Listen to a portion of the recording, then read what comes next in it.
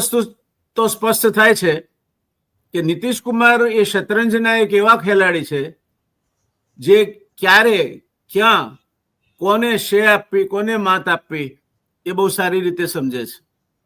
અને આમાં પણ નીતિશ કુમારનો હાથ ઉપર રહ્યો છે.